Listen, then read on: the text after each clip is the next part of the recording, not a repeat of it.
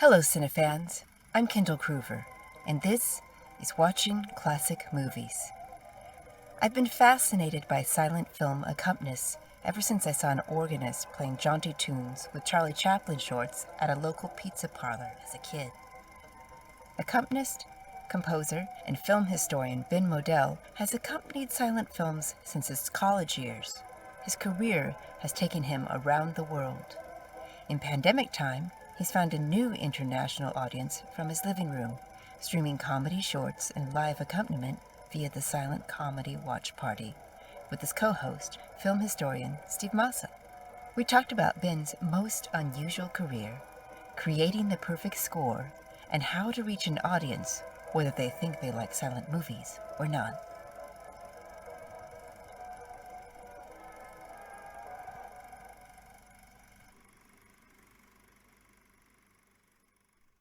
Welcome, Ben. Thank you for joining me today. Oh, thanks for having me on. I've always wanted to talk to a film accompanist because I wonder what's going through your head up there, and how aware are you of the audience while you're playing? Yeah, I'm definitely aware of the audience. It's part of the mindset, but every once in a while you can sense with another part of your brain the vibe in the room, and you can tell that the audience is locked into the picture and them up into the world of the film. And it's really nice, especially with more of a novice audience, or if it's a school group, then you know that, oh, okay, this is an untested audience, and they're clicked in. So are children, do they tend to be a more responsive audience then? They're more children are a more responsive audience than they're. I find that a lot of times with school groups, the teachers, at least where they haven't shown their students silent film before, maybe a little skeptical. The usual, oh, it's black and white. And then as soon as the first fade in happens, you can usually tell within the first few shots that it may take a minute or so for them to sort of. I think because kids are used to accessing their imagination much more often and more readily. Uh-huh. It's a much easier shift for them because kids who are 10, 11, 8 or toy cars or trains or trucks or even just okay, that's bass over there, but that tree means that this. So they're used to that. They're not saying to themselves, oh, that's not a real car. They're just used to going with it. And so especially with the comedy shorts, which is what I'd like to use for younger audiences, I try to stick to a film where there's one really strong in the first minute or two of the film. So even if, like with high school students, in some cases, they've got their arms folded, either physically or mentally, there's a moment where they can't help but laugh. So pretty much, if nobody laughs when he's straddling the two running boards of the cars and gets hit by the motorcycle, then you know you've got a problem. But pretty much that gag, or in Chaplin's The Immigrant, when Henry across the rocking boat in the mess hall, those are the two big belly laughs, and that usually gets people over the hump of, oh, I refuse to find this amusing. and then from then on, but it's, for me, it's the reassurance that, oh, the film has hooked them. Mm-hmm. Yeah. Oh, it's okay to laugh out loud. Have you ever been, it seems like these audiences are civil in my experience. Have you ever had somebody like been heckled or somebody be unruly? I've never had an experience with unruly audiences. I think that depending on the time of the show and who's in the audience, there may be a certain period of time where people are still laughing at the film, whether it's a comedy or not. And there are things you can do musically to shift away from that, because they're still on the outside of the film. They haven't quite melded up into the universe of the silent film and of the movie they're watching. And so there are things you can do musically. Often it works, and sometimes, there's nothing you can do. But by playing either softer in volume, or there's less going on in terms of the amount of sound and music people are taking in, it makes them concentrate a little harder. And that goes for anything from high school students, they're waiting to go home from school, to I did a show once at a yacht club out in Mamaroneck where Lillian and Dorothy Gish used to stay when they were working for Griffith. Griffith had a studio in Mamaroneck, but it was now this sort of yacht club. And I've been brought in to play for a Lillian Gish picture. And, half of the audience were people who were there to have fun, and they'd had a couple of drinks. And it gradually, and it wasn't easy, and again, because I was at the back of the theater, of the room, the restaurant room that they had set up, instead of being at the front, it was a little harder. But it was an interesting challenge trying to get absorbed up into the movie because of the state they were in. They were definitely on the outside of that world, and that's a big part of what live scoring a silent film is about, is acting as out of their contemporary mindset and any impressions they may have preconceived about what silent movies are. There are things I can do musically to help them connect into that world and leave their contemporary setting and their mindset or whatever they may have preconceived about what silent movies are, and that there's some silly old antique. But because silent film, it's a right brain experience much more than any other kind of screen entertainment except for maybe video games. So if you can help the audience allow themselves to let go of what they think they're watching and get absorbed up, are an active participant in some ways, filling in what's missing, then they can really enjoy the film. And usually what I hear from first-timers is, this was way more fun than I thought it was going to be. Way more fun than they thought it was going to be. Yeah. And it's been interesting to watch your silent film comedy watch party, which, congratulations, I think you're up to 70 episodes soon? Our next live episode, well, yeah, we have now done, as of our recording this, you and me, 70, second or third week of March 2020. And this is a different experience for you as far as connecting with the audience, because you've got the comments beneath, and just a more intimate setting because you're in your living room and your wife is there. One of the things I wanted to do from the beginning, make sure that the chat was off. People can post comments, but usually not until about a few minutes after the show has gone off the air. I've seen and participated in a few events with live chat. So at least for the silent comedy watch party, I want people to just watch the movie and not be commenting with each other about how awesome something was while having the image reduced on the screen.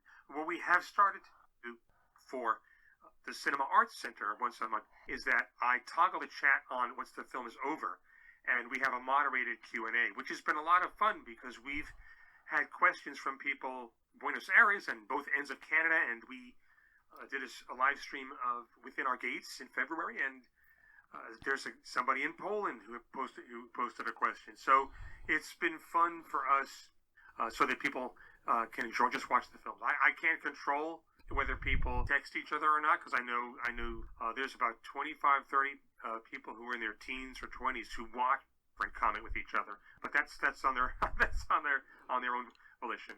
Yeah, I do think that's a generation that just doesn't escape the way that it has been done in the past.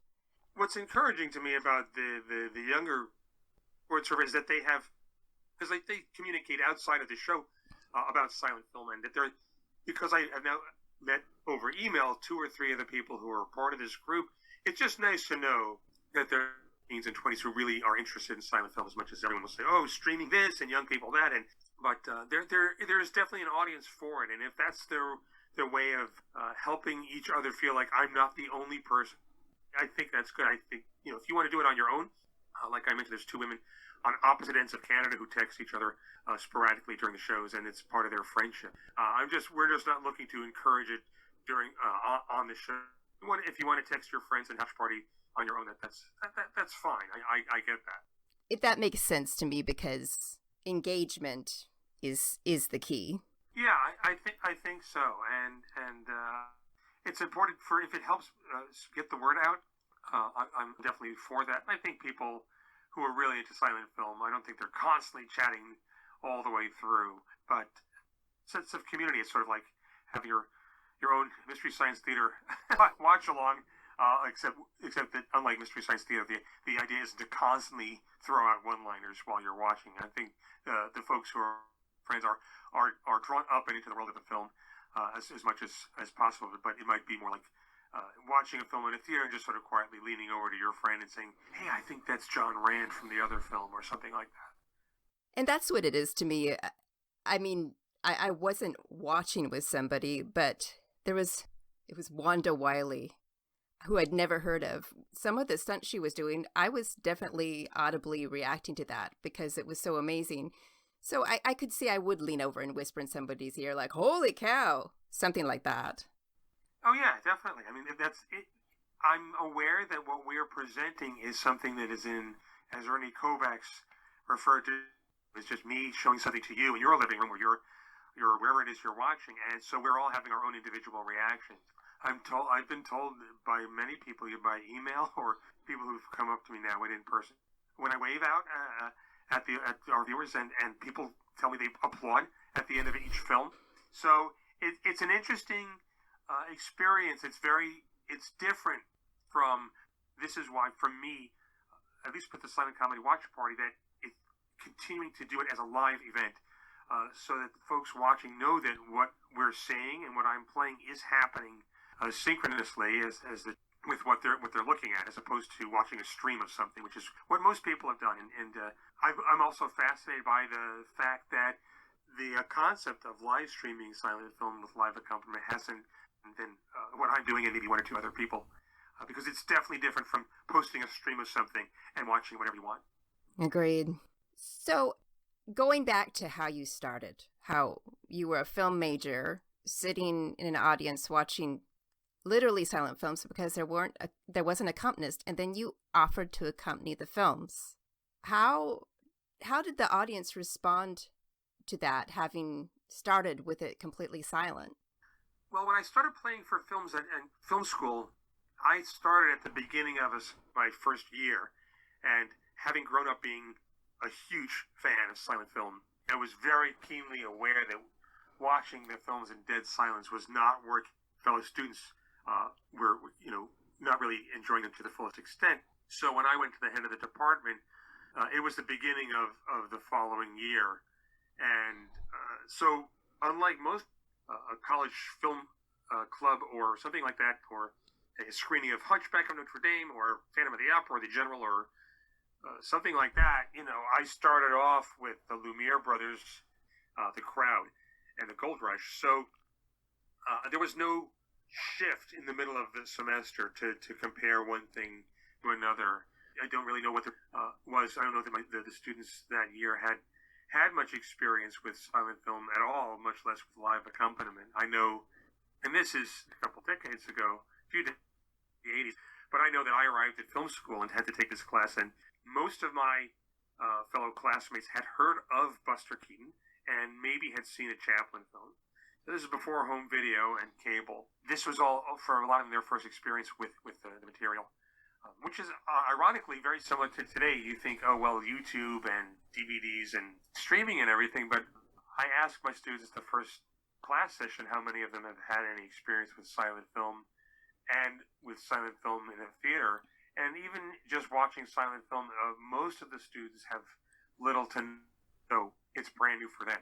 So when you got started, how did you, you just jumped into this. How did you craft your style from the beginning? How did you make a good score? Well, I did the best I could. I was telling myself, well, I don't know what I'm doing, but it's got to be better than nothing. Yes. There were no books on how to do this in the university library that had been published in 1925. The infamous Erno Rapet book, Moving Picture Moods and Motion Picture Moods, but it was basically a book full of sheet music to use right or left margin of each page is an index of moods with a page number, but it didn't help you understand how to create a score. I had, again, grown up watching silent film on public television, from the silent years to the Museum of Modern Art, to hear Bill Perry play for films, and so I knew kind of what silent film music was supposed to be, and I did the best I could. I also made a point of finding the people in New York City who were doing this. I figure, I do this. They've been doing this for a long time. Let me ask them questions and let me learn from them. So I met Stuart Oderman And I met Bill Perry and had a few conversations with him, learned a little bit. And I also met a guy named Lee Irwin. And Lee had been a movie organist in the 1920s and was still playing. This is a time when, in New York City, there were still at least a half dozen repertory cinemas. A repertory cinema was a movie theater that showed classic film, foreign film, some independent film, and there would be a double feature that would rotate every 2 or 3 days, and they put out a calendar, sort of like TCM, but you had to go to the theater. And there were a handful of these theaters. So there was one, the Carnegie Hall Cinema, that was around the corner from Carnegie Hall, and it had a Wurlitzer organ in it, and Lee Irwin was the organist there.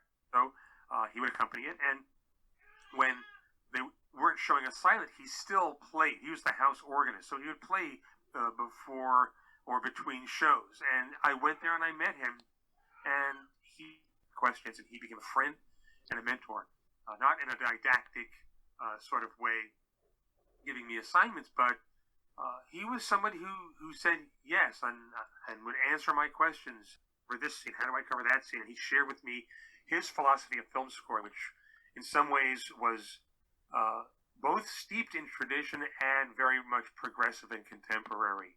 So I was extremely uncomfortable around people in general, and much less getting up in front of an audience. And I still don't know what possessed me to think, oh, I'll play the piano in front of 200 students. That's the part of the story I really don't remember what the heck I was thinking. Maybe it's because I figured, well, the lights are off, no one's looking at me, they're watching a movie. Over and over, I gradually got used to it, and from talking to, I could play for a film and then talk to Lee about how it went, and then ask him about the film I was working on for the following week. And it was like silent film between the basic film class, and then I began playing for William K. Everson's classes, so that was 2 other features a week.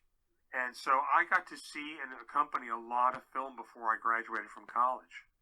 And the thing that I found interesting about Lee Irwin, and you've referred to it, was that he didn't necessarily stay in the past. And I saw something about how he was trying to avoid the musical cliches of the 20s. Now, this had never occurred to me that you would update the sound, because it always sounds period appropriate to me. So given that you're not exactly emulating the 20s style, what does make an appropriate score? Something that fits the period but would appeal to an audience in the current day?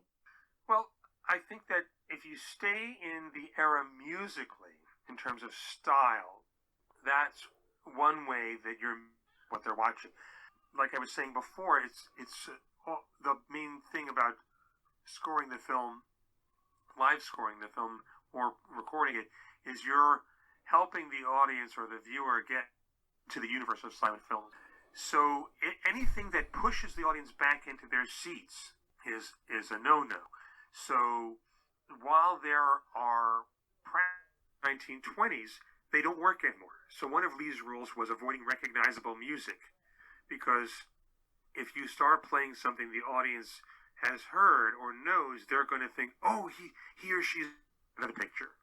And a technique that was used in silent films that may have come from vaudeville was what I call song title puns. And it was carried over into the Warner Brothers cartoon. Who scored the Warner Brothers cartoons had been a movie organist, and also Warner Brothers is trying to plug their song catalog. So a song title pun would be if you see somebody at a bunch of bananas, that you'd play Yes, We Have No Bananas, because that's a joke, where something on screen matches the title of a song, a popular song that you're playing. And while that may have worked in the 20s, that device tells an audience, don't take this seriously. This is a joke. I'm the musician, and I'm making fun of what's happening on screen.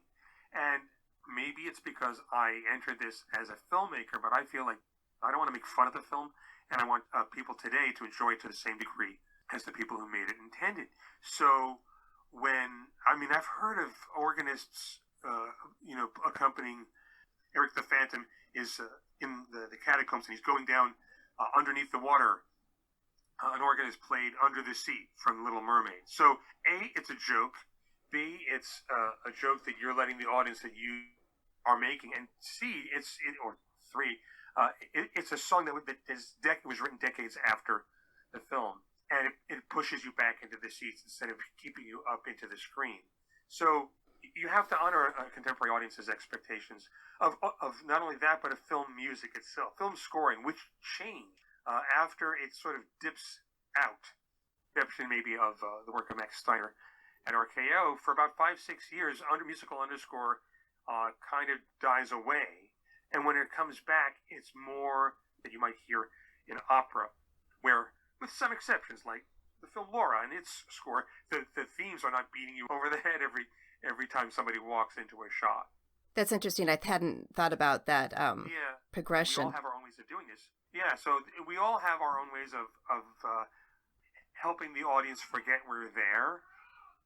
I've noticed in watching the Sunday Watch Party that you'll have different reactions to playing the score, fast, slow, that sort of a thing. They take different kinds of energy. Do you have a favorite genre of film or a kind of film as far as the star that you like to accompany? No. Really? This along with, what's that, the original score, and Don't Your Hands Get Tired? I am more interested in the audience and what they're getting to see. I know it's easier for them if I say, I want to do this, and they don't have to think about it. But for me, if I'm playing for a group, the fact that I've seen One Week a million times doesn't matter. That audience is going to get to experience Buster Keaton in silent film for the first time. But at the same couple of weeks, and I get to play for, something like Pudovkin's film Mother, then that's fun because it's a break from the other things. My favorite thing to do is I'm trying to find a good way to put this, but just doing it is what I like. For me, it's not so much for me about the music and my music and what instruments I'm using and what thing I can do musically. Certainly, I put effort into that. I do the best I can, but it's an extension of what I grew up with, where I got to see a lot of silent film before. I lived in the same town as Walter Kerr, who wrote the book called The Silent Clowns. And Walter Kerr was the drama critic for the New York Times. And when I was 12, the Silent Clowns book was published, and I was given it as a present. And my father, he lived in our town. He had a huge collection of 16mm films. And I wrote him a letter. And a few days later, this is again the late 70s, he called me and said he'd be happy to have me over and show me films from his collection. So Walter Kerr showed me silent comedy films. And so for me, accompanying silent films is, in varying degrees, an act of programming. But a lot of times, I find myself doing the programming, and I get to pick what I show, and it's always in the mindset for me of, what has this audience seen before already? What haven't they seen? So pretty much a lot of the time, the answer is whatever we're showing right now is my favorite thing. So it's the love of the performance, and it sounds like the enjoyment in connecting with the audience, which makes me think that doing it live stream is a very different experience for you in that regard, that they're not in the room with you reacting.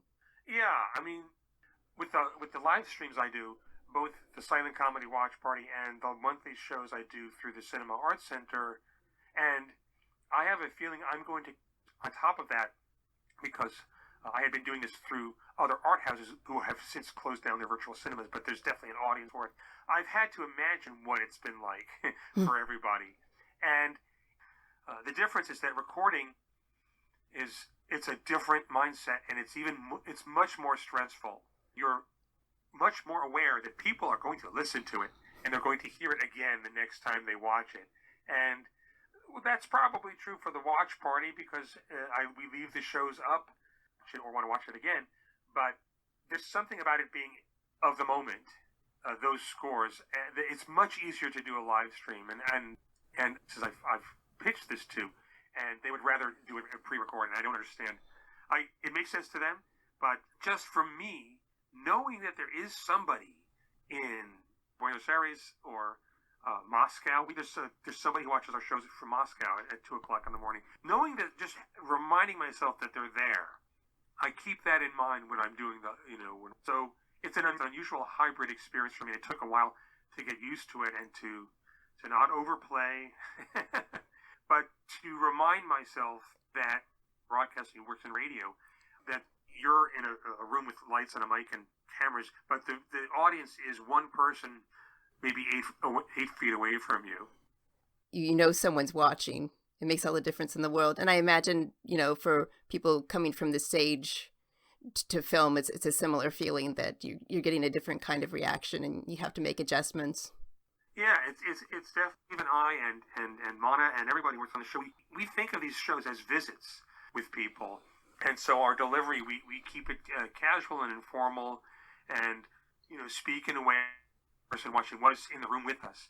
And I've met people who said, I feel like I already know you because we've been hanging out every Sunday afternoon, in this, even though I can't see them. And there's it's that intimate vacuum that Kovacs talked about, this one-to-one connection that you have with somebody because it's live. We've done in-person shows where sometimes Mana is able to come with me, and we did a show up in Travois and came over to her and said, I know, you're going to tell me I have time to make popcorn before we start.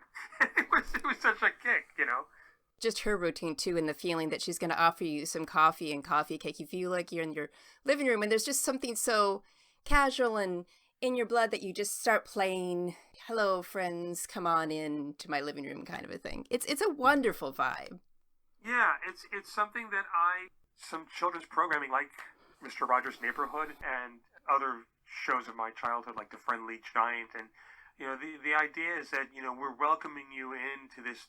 And I work with a guy named Danny Lebrecht. I do music for his it's web only, streaming only, a children's show called Danny Joe's Treehouse, and it's the same thing. And he and I've talked about this idea of transition, and it was with both the watch party streams and the other ones that I do, that we have this moment where we dissolve from the graphic to the projected image and then pan over to me, and then when it's time for the movie, we go up into it, like picture on Mr. Rogers, that there's a transition.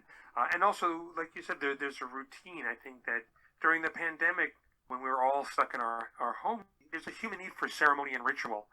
And so by trying to have these rituals, I remember trying to remind myself to wave to people and saying the same thing. And okay, now we have our cabin fever recommendation. But I have, I think from the first or second week, I knew I had to have a theme song, which I compose, and I do it every single week. So when you hear that intro, it's coming, and the routine of it. That correlation to children's programming is perfect because it is that comforting feeling. And you can't leave out Steve Massa, who is just so wonderful, sharing all this information in such a friendly and accessible way as well. And he's, I guess he's your Mr. McFeely, you could say. Oh, I don't know about Mr. McFeely, except that aside from the fact that he and I have been working together, collaborating on projects for many, many years. And, I don't even think of him as a sidekick. We're really partners in this. It's just a virtual extension of when he and I co-host in-person shows before. He's got a wealth of knowledge, and he and I are both people. He was an actor for many years, so we're both from show business, and we're very comfortable not only talking, sticking to both a formula and a schedule, and trying to make things concise and in a way that's accessible. It's been a great collaboration working with him. We co-program the shows. Sometimes I'll pick stuff, or sometimes he will. But he and I will get on the phone, and programming can be done alone. Collaborative sphere this way is much easier because you can bounce ideas off of each other. And such and such is on DVD. Oh, that's right, I forgot about that. Or we were talking about this and that. Well, we need something. Oh, that sounds great. We all of us work together, not just me and Steve, but all six of us. And sometimes, the comments we get are implemented into the show. We're partners on doing these shows. I do love the ease of it, and I can see how you've had a background in presenting, because it feels kind of in the bones for both of you. And of course, you've got wonderful chemistry together as well. It's a huge part of the presentation. Yeah, there are things about it that are technologically slick, or the closest I can get to that, because of the social graphics that are done by our friend Marlene Weissman. But it's still two guys in their apartments with their wives, doing the best they can. Sometimes things freeze up, and people kind of like that. And so there's this blend of informality, I think, is fun. Yes, it's quite wonderful. Well, Ben, thank you so much for sharing all these stories with me today. You more than answered my questions about the life of an accompanist, and I really appreciate you taking the time. Oh yeah, thanks so much for having me on, and I encourage people to go to my website, sign up for my blog. I've been blogging all year long on my impressions of the visual storytelling language of silent film, and more importantly, find a friend and drag them past the word silent and take them to a show or sit down and watch a live stream with them in it. Absolutely. For show notes, including information about the Silent Comedy Watch Party and how to follow Ben online, go to watchingclassicmovies.com. Thank you for listening. This is Kendall Kruver, watching classic movies. Until next time.